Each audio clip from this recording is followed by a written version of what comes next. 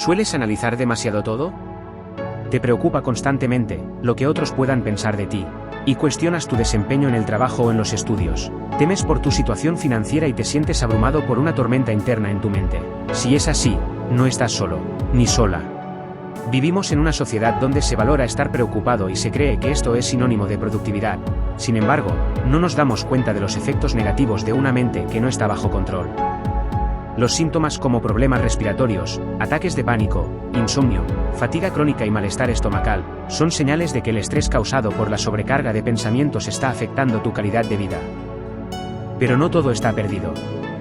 En este vídeo, te ayudaré a desintoxicar tu mente y dejar de sobreanalizar para que puedas disfrutar de una vida más plena y libre de estrés.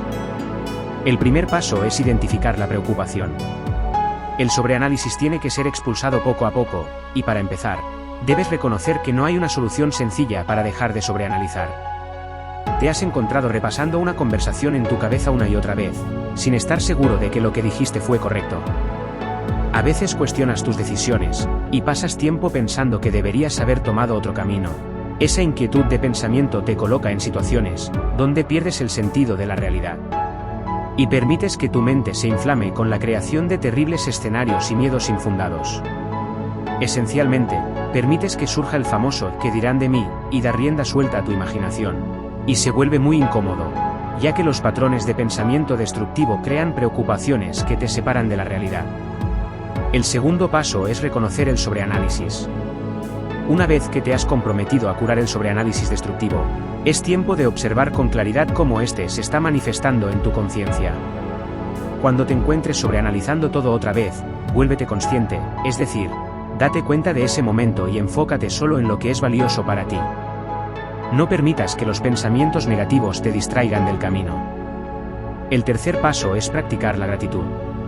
En lugar de enfocarte en lo que no tienes, o en lo que podrías haber hecho mejor, es importante que aprendas a apreciar lo que tienes.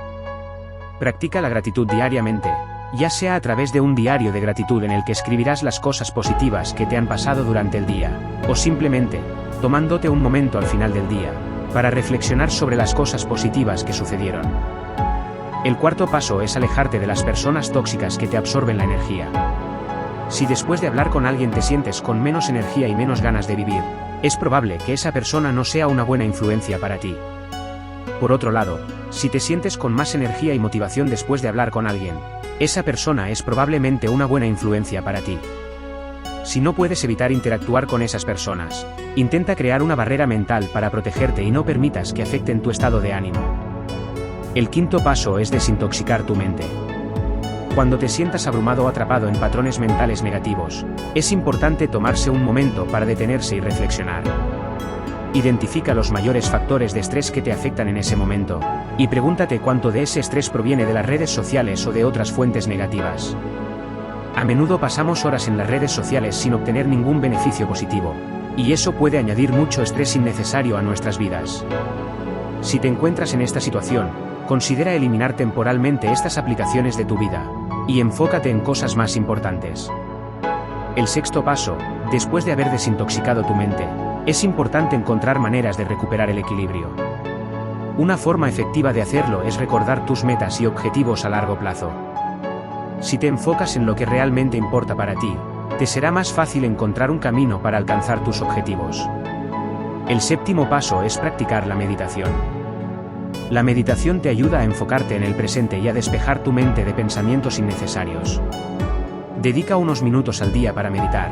Esto te ayudará a entrenar tu mente y a sentirte más relajado y en paz. Recuerda que el control de los pensamientos es un proceso que requiere práctica y paciencia, pero con el tiempo podrás aprender a vivir más en el presente, y no dejar que tus pensamientos te controlen. La ansiedad puede ser abrumadora y agotadora, ya que la mente sigue generando pensamientos sin parar. Acepta que tu cerebro está hecho para pensar, y que estás generando muchos pensamientos. Estos 7 pasos muy sencillos pueden ayudarte a recuperar el equilibrio emocional y a superar ese estrés. Finalmente quiero recordarte que no estás solo, o sola. Y si crees que con estos 7 pasos no es suficiente, y no puedes controlar esta situación, afectando gravemente tu vida, es importante que busques la ayuda de un profesional de la salud mental. Gracias, y nunca te rindas. Hasta el próximo vídeo.